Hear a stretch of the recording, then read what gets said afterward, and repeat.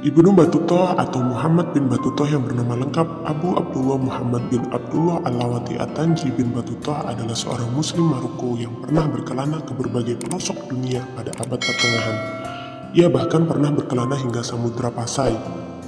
Kehebatan dan kerendahan hatinya membuat ia banyak disukai setiap orang yang ia jumpai di perjalanan. Namun tampaknya saat ini sudah tak banyak yang mengetahui kisahnya yang hebat. Yuk kita simak kelima fakta tentang Ibnu Battuta berikut ini. Lahir dari keluarga terpandang dan berada. Ibnu Battuta lahir di Tangier, Maroko, dari keluarga yang terpandang dan berpendidikan. Pada tahun 1325 Masehi, ketika berusia 21 tahun, dia meninggalkan kampung halamannya menuju Mekah untuk menunaikan ibadah haji. Selain itu, ia juga pergi berkelana untuk mempelajari Islam lebih dalam lagi. Selama 29 tahun, Ibnu Battuta telah berkelana ke lebih dari 40 negara. Kisah-kisah perjalanannya itu kemudian ditulis menjadi sebuah buku berjudul Rihlah. Bagi banyak sejarawan, Rihlah menjadi salah satu sumber pengetahuan untuk mengetahui seperti apa kehidupan pada abad ke-14. Kedua, awal menjelajah karena haji. Seperti dijelaskan di atas, Ibnu Battuta pergi pertama kali untuk menunaikan ibadah haji. Dalam Rihlah, ia menggambarkan ia pergi berkelana. Awalnya sendirian. Aku memulai perjalanan itu sendirian tanpa ada rekan musafir yang menemani perjalanan atau karavan pedagang tempat aku bisa menemukan keceriaan. Tulis Ibnu Battuta saat menggambarkan kisah awal mula perjalanannya dalam Rihlah. Namun dalam diriku bersemayam gejolak dan hasrat luar biasa yang mendorongku untuk terus berjalan menuju ke tanah suci. Tulis dia. Pada awal perjalanan Ibnu Battuta mengendarai keledainya sendirian. Namun ketika sampai di daerah Afrika Utara, dia bertemu dengan rombongan lain yang juga akan menunaikan haji. Dalam perjalanan menuju Tanah Suci, Ibnu Battuta menyempatkan diri singgah sejenak di Mesir untuk mempelajari hukum Islam dan untuk menjelajahi kota Alexandria serta Kairo yang dia sebut sebagai indah dan megah.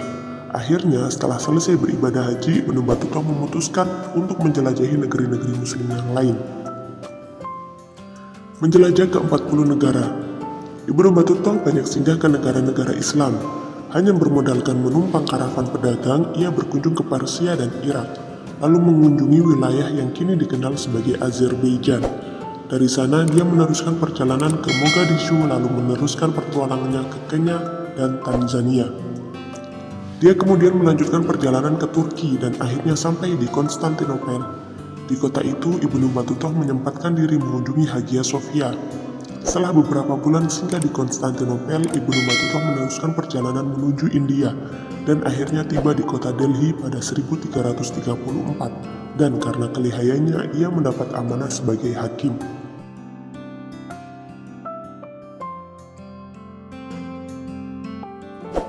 Di bawah kepemimpinan Sultan Muhammad Tughluq di tahun 1341, Sultan mengirimnya ke Cina sebagai utusan. Perjalanan Ibnu Battuta ternyata tak mulus dan banyak terjadi perhadangan.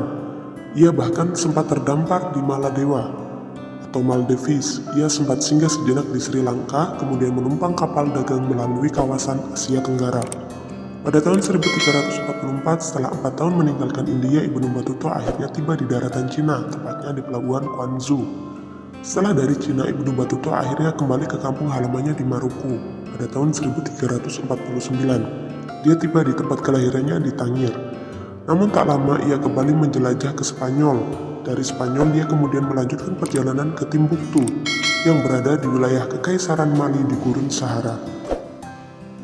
Pernah ke Samudra Pasai, Ibnu Battuta tiba di kerajaan Samudra Pasai yang merupakan kerajaan Islam pertama di Nusantara setelah berlayar selama 25 hari dari Nakar, sekarang masuk wilayah Myanmar.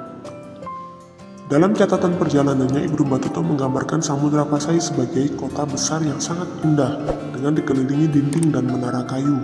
Ia juga memaparkan bahwa perdagangan di daerah itu juga sangat maju, ditandai dengan penggunaan mata uang emas. Namun yang lebih membuat takjub sang penjelajah itu adalah sosok pemimpin yang saat itu memerintah Samudra Pasai, Sultan Malikul Dahir.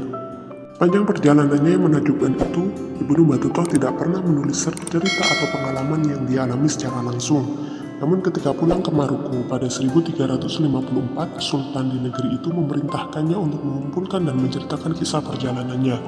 Selama setahun berikutnya, Ibnu Battuta menghabiskan waktu menceritakan perjalanannya kepada seorang penulis bernama Ibnu Juzai. Tak banyak yang diketahui setelah itu.